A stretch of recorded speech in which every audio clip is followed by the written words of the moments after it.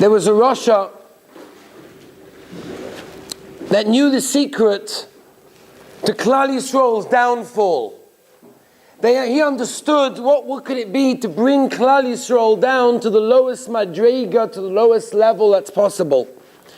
And he realized that all throughout generations, all throughout history, Klal Yisrael will be persecuted, they'll be hunted after, but there's only one secret to bring them down.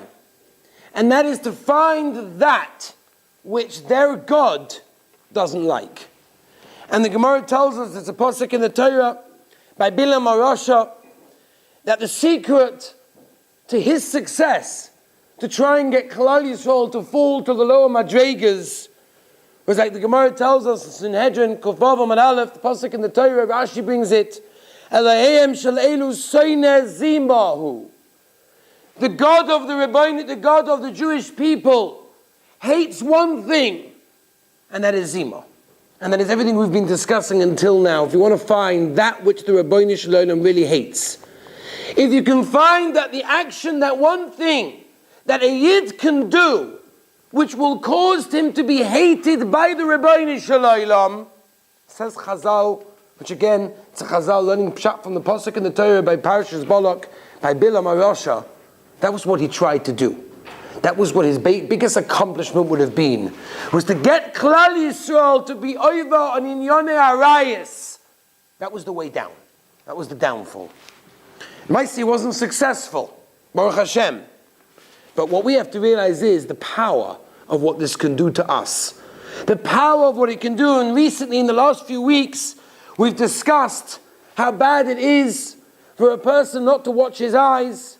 We've learned about the koyach of an eye, how unbelievable it is what the eye does, the mechitza between us and our neshama, how thin that little mechitza is. I want to slightly take it to a different direction today. Because until now, we basically spent time on understanding how bad it actually is for our neshama, how bad it is for our lives on this world, whether it be our marriage, whether it be anything. We've discussed all that. Now let's move to the next stage. The next stage is, all right, now what do we do? And people often despair. People often think, come on, is it, they know it's bad, but can I do anything about it? Rabbi Lopian Zatzal said an unbelievable mashal about this generation, which I think very much touches up, sort of summarizes where we're holding. Rabbi Lopian said there's a wolf, and the wolf once got hold of a sheep to eat the sheep for supper. He needed some food, he was hungry. So the wolf tries to catch and he starts running after the little sheep. And the sheep's running for its life, trying to get away from this wolf. And it's not succeeding. The wolf is faster than a little sheep, until eventually the wolf catches up and grabs hold of the sheep, and the sheep is trying for its life to get away, to escape from this wolf. It's not managing. And eventually the whole fight, they're going backwards and forwards and they're fighting and they're screaming and they're screaming and they're screaming from all sides, until it goes 100% silent. And it's silence. And you think to yourself, what's going on at this moment of time? And what's going on is the wolf has its teeth, its sharp jaws, in a death lock onto the sheep. The sheep can't move. The sheep can't do anything. It's only a matter of seconds until it actually dies. Says Rabbi Lopian, the Yetzer Hara is doing the same thing to us. There's a lot of screaming that maybe used to happen. People were screaming, Rabbonim were screaming, Kinderlach were screaming, but it's silent now. Because the Yetzer Hara has us all with his jaws stuck into us in a deathlock, and we're stuck. What do we do now? We have a chance to escape. It's difficult, but we can escape before it's too late, and we get too sunk down into it. That's exactly what's going on. And people actually complain, and I've heard this over the years. I've heard this especially from all the communication that came in after giving this series of Shurim last year. And people often say, I must be a really bad person. Meaning, why am I doing this? I must be really low. I'm going to be terrible. I'm a bad person because I do these things. I look at these things. I type these things into my computer, into my phone, whatever it may be. I'm a really low person. And in fact, and you have to realize this is step number one to the realization of, yes, you can do better, is realize that you're not alone. You're not the only one. I can tell you this from personal experience of people that contact me from around the world, who told me, I can't imagine, from all over the world, of people who are telling me that they were stuck into this situation, what should they do? And I took out from there that people have to know, if you're not alone and you're not the only one and people manage, you'll be okay. Because often a person thinks it's only me. I'm the guy that's really, really disgusting. I'm the guy that does these things. But if you realize that there are many people out there, you're not alone. Everybody has nisyonos. On the outside, they may look the same, they may look better even, but everybody has nisyonos. Everybody's put through tests, and there's a reason for it. As we mentioned, it's a teva in the creation. We mentioned this in the beginning, that just like electricity can do so much good, it can illuminate New York City, it can illuminate the whole of England. It's very powerful, but it can also do tremendous damage. And it's the same thing with the koyach of taiva for the opposite gender. Is the same thing. That the electricity is so great, it's so unbelievable that it can accomplish so much good by being married and having children and continuation of the world. But it can also have the koyach, because of its greatness, to do so much bad as well. And people often don't realize the severity of it. Famous Maisa, everybody knows the Maisa. A Baruch once came to Rebbe Lopian, the Mashkiach, and he said, Rebbe, I have a chasna in Tel Aviv. So the Rebbe said, you got a chasna in Tel Aviv? I mean, I don't know what's going to go on over there. If it's really for a ben Torah, if it's for a yeshiva bachur, it's the right thing to do. He said, Rabbi, don't worry about me. I'll be just fine. It's not going to affect me. He said, oh really? Do me a favor, call this number. So he gives him a phone number. Famous Maisa. He gives him a phone number. And the bachur comes back to Rebbe Lopian, comes back to him and says, Rebbe, Mashkiach, I don't understand. This number, every time I call it, must be the wrong number. It's a doctor that answers the phone. There's got to be something wrong with this number. He said, no. I'm 80-something years old. I don't see that well in both of my eyes, and the Yetzer Hara comes to attack me. And you, a young 18-year-old child, doesn't affect you? You need a doctor. You need a doctor. And that's why Rabbi said it's serious. We have to realize it's a teva in the world, that it was created within us, this Yetzer Hara, as the Gemara in Sukkah tells us, is mischadesh b'chol yoyim v'yoyim. That means don't think there'll be a day that you'll be alive and your heart is pumping, that your Yetzer Hara won't come over to you and try some tricks to get you into this terrible, terrible trap which Bilam HaRasha tried to crush Klal Yisrael with. It's a Yetzer Hara that everybody has. It's a nature, it's a teva in human creation. That the first step we have to do is realize it's normal, it's okay, it's something that everybody experiences. And then we can move on to the next stage of how do we deal with it, which we have to speak about as well. The Zohar Kodesh brings the Gemara, in Yuma the Gemara tells us that they were mvatal the Yetzer Hara for Arayas, there wasn't a chicken born, no eggs, because nobody wanted to be together. Because there's no koyach of taivas of arayas. This is what keeps the world going when it's used in the correct way. The koyach is strong because it keeps the world going. But if you use the koyach in the wrong way, it can have a terrible, terrible thing. And people often think, why do I get tested so much? Like I told you right in the beginning, a bacha once came over to me and says to me, what is the Rabbeinu Shalom doing to us? A bacha said this to me. An 18, maybe he was 19-year-old bacha, a regular American boy. He said to me, Rebbe, what is the Yetzer Hara doing? He's killing us off. This Yetzer Hara, Boshet can't cope with it. And the answers I'll tell you is like this. And I think this might be the key to the realization that yes, we can move on. We can do better. We can get away from it. And we can build ourselves up as well. People often think, why do we get tests? We get tests, we fall. We get a test, we fall. We get a test, we fall. There's an unbelievable Ramban. The Ramban explains the Pasuk, V'lehim nisas Avram, then we know that the Rabbeinu Shalom gave 10 tests to Avram Avinu. 10 tests to Avram Avinu. Says the Ramban, what is an nisayon? What's a test? Listen to the words of the Ramban. I'm going to quote it to you in English. The Ramban explains that nisayon that the Rabbeinu Shalom gives every person is for one purpose, and that is for you to grow from it. It's an opportunity that you have to take the nisayon and turn it into a growth process. Because that's exactly what it is. And in fact, the opportunity is given to those people that deserve it. Meaning, the Rabbeinu Shalom doesn't kaviyachol, so to speak, if we can say the words, waste his time by giving it to the lowlifes. HaKadosh Baruch Hu gives it to those that can grow from the opportunity, that have a potential to grow great. That's who HaKadosh Baruch Hu gives the Nisayon to. Because the Nisayon is an opportunity to grow. Who gets that opportunity? Someone that can grow high. So if you think you're being tested, and you think the Yetzer Hara by you is extra strong, but more stronger than the guy sitting next to you at this moment of time, stop for a moment. Because the Nisayon is given to everybody. And it's given to those people that can grow from it in a tremendous, tremendous way. It's an unbelievable thing. A person can mamish grow from it. In fact, if you remember, we mentioned last time or two times ago, we mentioned the Gemara that tells us from the Meis and the Medrash where the Satan that dressed up and tried to trick and tried to make fall one of the Choshev Yidden, and he didn't manage. And you can see clearly why was he given such an Nisayon, because he was so great.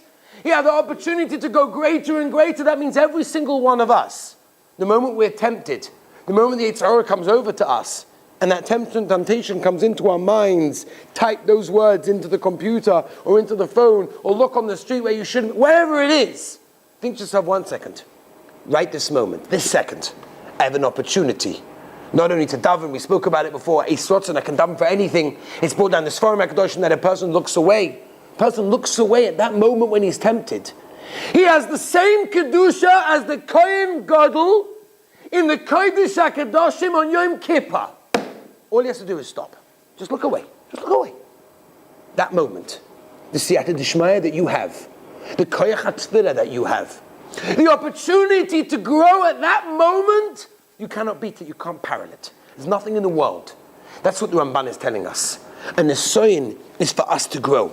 It's an instrument for us to realize how much we can go. The Chofetz Chaim writes in Ikvus of the Mashiach, at the end of time, the time of Mashiach is going to come. I think we pretty much realize that we're holding right there. And the Chofetz Chaim said the Milchama gets stronger and stronger because the Yetzer Hara knows that he's losing the battle. Just like we said before for Rabbi Lopiam with the mashal of the wolf. The Yetzer Hara said the Chofetz Chaim realizes it's over. It's in a few more days, a few more hours, whatever it is. The battle is finished, it's over. He's got no more koiches anymore. This is his time to try and get every trick under the book unto him. And HaKadosh Baruch Hu comes along, and as we know, in the end of time, is going to shech the Yetzer Hara. We'll see in a moment what the Gemara tells us. A person has the opportunity to rise up.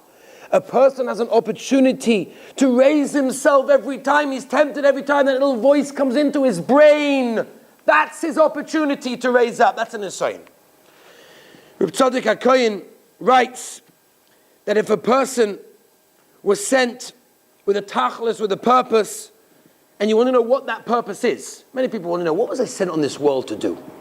So Reb Tzadok HaKohen writes that if a person feels his inclination to something very, very difficult, he finds himself an urge to steal, whatever it is. He finds himself an urge to steal. He just has to steal. He can't hold himself back. That's what he finds the strongest Nisayon by him. Says Reb Tzadok, it's very likely that's the reason he was sent down to this world.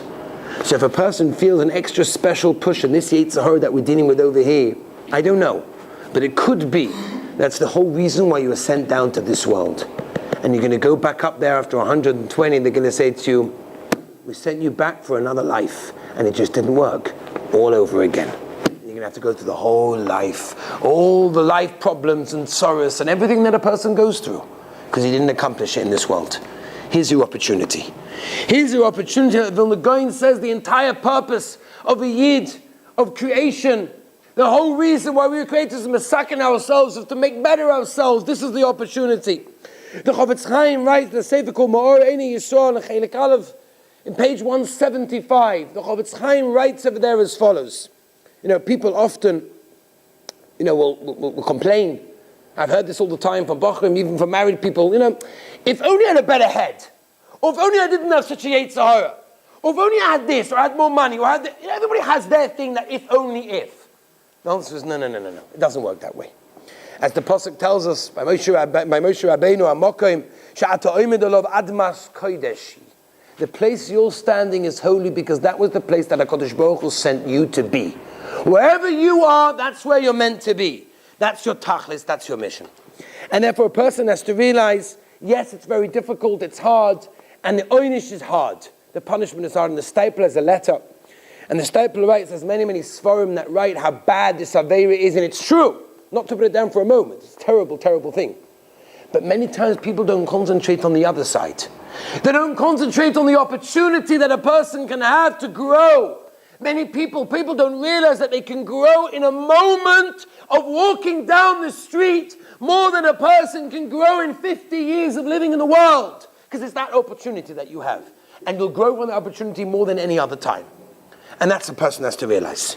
A person has to realize that just like the punishment is pretty bad on this world and the next, so the reward for not looking and the reward for turning away next time you're tempted, that's unimaginable. The reward in this world and in the next. And again, we don't have to spell this out, but this is so simple. This is Aleph base. Anyone that's married knows this. And in Mitzvah Hashem, the guys here that are not married will be married. You'll also realize this, that if you work on this now, you'll have a happier marriage. You'll have a happier family. You'll be a happier person. That's this world. And obviously the reward in the next world is unimaginable as well. Chazal tell us, there's a Masechta called Masechtas Derech Eretz. And in Perek Aleph, the Masechta tells us, Chachamim oimin kol ha'mestakel be'ikva shalisha goyzun lov she'lo bonim balei mumin. Chazal. That means if a person looks at an ankle of a woman, but for hana, for benefit purposes, not he glanced past it, but he looks for hana, at the ankle of a woman, says Chazal, you will have bad children. Now we know we're living in a generation where every second book that's coming out is about chinuch and about get kids off the derech and how do we deal with this problem and chinuch in turbulent times, and they're all great books, and everyone should follow their mahalach and their paths. But here we have a Chazal, and this Chazal are telling us all the time and the tears and the money and everything and effort that you spend on your children, it doesn't mean very much if you're going to be looking at women. Here's your opportunity to have good children. Here's the opportunity. How many people come to Rabbonim, to Gedolim, to Rebbes and say, Rebbe, what do I do with my children? Last night, I heard of a Maisa of somebody, Nebuchadnezzar's child was mamish going on. I don't want to say the story doesn't make a difference, but the point is people are going through tzoros. I don't know, I'm not a tzaddik, I'm not a Rebbe, but here's Chazal.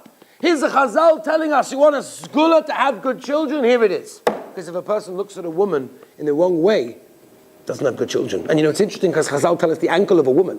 Now, I don't think we need too much imagination, but an ankle of a woman isn't that exciting. Isn't that geschmack? But yet Chazal understood that even that, a person has hanoin, is going to be a terrible, terrible thing. How much work and effort we put into our children, and how much do we realize that our neshama is chipped, our neshama is stained. And just imagine, if you have a beautiful diamond, if you have a beautiful room with chandeliers and ornaments and paintings, and somebody goes with mud and smears it all over the place. It was a beautiful house, beautiful chandeliers, beautiful walls, tapestries, curtains, gorgeous. It's just ruined. It's gone. Where is it? It's dirtied with mud. That's our neshama. Our neshama comes down. It's a chelik elakav mimal. It comes from kisei hakovet. It comes straight from the Rebbeinu Shel Olam. A beautiful neshama that's ready to go back to Shamayim to reside with the Shechina. And all we do is smear it with mud. Because we can't get rid of our temptations. And we can't realize what's important. That's something we have to realize. That's something we have to work on. I want to tell you an unbelievable thing. First of all, there's a Ravid, one of the Rishonim, the Ravid writes in Balei Nefesh and Shari Kedusha, says the Ravid, the Rishon l'chol ha'gedolim u'shmiras einayim, the first thing that a person should work on, and we work at it during Shovim, but really we should work on every single day of the year, is shmiras einayim, because if a person guards his eyes, that's the beginning to success in his entire life. There is an unbelievable dvash, Divrei Shmuel. The Divrei Shmuel brings that we know that Moshe Rabbeinu hit the rock. He was punished for that on his madrega, whatever it was. That's not what we're going into. But Moshe Rabbeinu understood he had to hit the rock, and the question is why? Why did Moshe Rabbeinu hit the rock? Listen to this explanation, it's unbelievable. The explanation is, says the Divrei Shmuel, that Moshe Rabbeinu said a kal v'chomer. He said a kal v'chomer to himself. What was his kal v'chomer? His kal v'chomer was as follows. He said, after Yetzias Mitzrayim, after Yam Suf, where Klal Yisrael were on such a high level, such a high madrega, after leaving Mitzrayim on the worst madrega, they'd gone up and they're almost ready to receive the Torah. And they fell with the Egel. They're for sure not zoiche if they had to be hit the water before. For sure, after they fell, after Egel Azov and everything else, where they brought the Egel in, then for sure we have to hit the rock. Moshe Rabbeinu made a terrible mistake, says the Divrei Shmuel. You know why? Because he understood that if they didn't deserve it before, for sure they didn't deserve it after they fell, after the Egel, and that's the mistake. Because after they fell, they raised themselves up. When you rise yourself up after falling, that's the highest madrika. It's a Gemara in Baba Kama. The Gemara in Baba Kama, I'm not going to go into too many details, it's already late, but the Gemara in Baba Kama says as follows. Says the Gemara in Baba Kama, what happens if somebody's walking down the road and he trips, and he's holding a jug in his hand, and he's lying there on the floor, and somebody behind him isn't watching his steps, he's not watching where he's walking, and he trips on the first guy, and he breaks the jug. Who has to pay for the second guy's jug? The one that dropped it, the one that was holding it, or the one that was on the floor that had fallen before? Says the Gemara, the first person has to pay, because he was on the floor. Why? Because he should have got up and he didn't. Says the Balei Musaf, unbelievable Musaf on this Gemara in Baba Kama. You think we're dealing with Nazikin? So the Balei Musaf, unbelievable Yisoid. It teaches us that if you fell, fine, no problem. Everybody falls. But you didn't get up. That's a bad avera. Then you're responsible. Because you have to get up. Fall? We all fall. That's a metzias. But you don't get up afterwards. And that's what the Yetzer Hara does. Oh, the Yetzer Hara is best at this. He'll make a person fall. And then you know what he's going to say? You're going to start putting on your tefillin for Shachris the next morning. Or you're going to make a brach of an Netilas Yadayim. Or you're going to bench on Birchas HaMazon after bed. Whatever it is. The little voice pops in your head and says, listen, what's it worth anyway? I mean, come on, we all know what you did last night. It's a waste of time. Oh, now you're going to go in front of Hashem and pray that you're so chashuv. Now you're going to put on tefillin. Now you're going to bench. Oh, you're going to tzaddik you. And you think to yourself, you know what, I think he's right. I'll bench, but I'll make a fast job of it. And that leads to that, and that leads to that, and who knows where that can lead. And Yitzhak is very good at this. This is what a person should do. Get him while he's down. Give him a nisayon, he'll fall, and keep him on the floor. Says Chazal, you're responsible. Not for falling. You're not responsible for falling because everybody falls. But what are you responsible for? For not getting up afterwards. That's the problem. Rabbi say we all fall. It's a metzias in the world. Take it. Avada, we should help the Rabbanim Shalom to give us Siyat Shmai. We shouldn't fall. But we fall. But get up. Forget about it afterwards. Do tshuva. We'll talk about tshuva. But get up afterwards. Forget about the Yetzer Hara. Forget about what you did. Yes, tshuva you have to do. But forget about it and continue with life, because the Yetzer Hara's best method is to get you while you're down. Let me just end, Rabbi Say, with this one thing that I want to say over. In fact, Reb Chatzkel was, as we know, from the Rashiv of the Mir, Shkiach, the Mir, Shanghai, went eventually to America and eventually came to Eretz Yisrael. And he said over himself, that when he was in America, it was a very hard time for him. It was a very hard kufa for him. Because he said all the years that he'd sat and steiged in Shanghai in the Meir Yeshiva could have been ruined in 1 week. Just 1 week of being in America. Just 1 week a person can lose all the hard work that he's done. A person has tried and tried and tried, and a person goes to one particular place, has a phone, whatever it is, a person can fall in a tremendous way. And let me just end with this. The Koshin Samagid once said over this tremendous moshel, and I believe this moshel is such a choshev a moshel, even though I've said it before, you guys maybe heard it from me. But you have to take this moshel and internalize it, because if you understand what this moshel really is telling us, it will help you tremendously next time you're going to be faced with an assignment. Says the Koshin Samagid as follows. There was a famous carpenter. He was an exquisite carpenter. He knew how to fashion this most beautiful carpentry, beautiful wood. It was unreal what he managed to do. The beautiful cupboards and everything, shelving and benches. It was gorgeous what he did. His work was a work of art. And for years and years, he was developing the most beautiful cabinet for gold, silver, diamonds, pearls for some wealthy person to buy and purchase from him and have in his house. And for many, many years, he was working on it. And it went eventually on auction. And he went on auction to one of the wealthiest people in Vienna, who bought it to display all of his beautiful gold, gold and silver diamonds and earrings and necklaces and whatever else he had over there. Many years later, the wheel of fortune went around, and this person lost a lot of his money, and the banks came to repossess, the banks came to take his items, and they took this most beautiful cabinet, And they shipped it from place to place, and they tried to sell it here, they tried to sell it there, nobody wanted it, it was too expensive. And as it was going, it was getting chipped, it was getting scratched, it was getting, not the same as it was originally.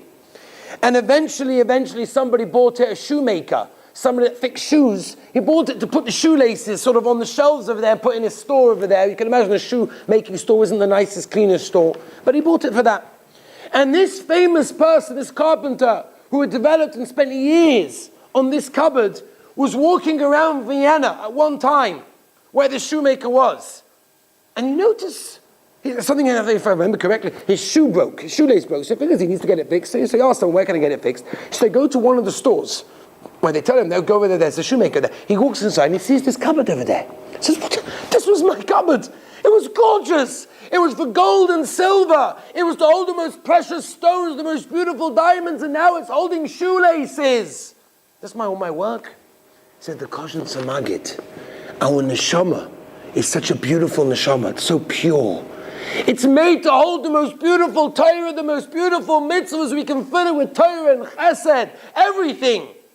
And it comes down into this world, it gets a little bit chipped here, gets a little bit dented over here, scratched in that direction, and it comes up to Shemayim. It doesn't look the same thing as the Rabbi Shalom created it originally. It doesn't look that beautiful housing for the Torah and mitzvah that HaKadosh Baruch Hu gave it to us for. That's our neshama. That is what we were given. Let's take this for a moment to an understanding of realize what the Rebbeinu Shem gave us, the koyach to live, the koyach to breathe, the koyach to see, the koyach to produce so many wonderful things in our bodies, what we can do. And we take it and use it the wrong way. Rabbi said we're not going to return it in the same way we got it. The Rebbeinu Shem should give us all siyata d'shmaya. Be'ez Hashem, we shouldn't have the Yetzer Hara should go down. We should work on the sign, and Be'ez Hashem, we have siyata d'shmaya. Next week in Mitzvah Hashem, we shall continue. Have a wonderful night.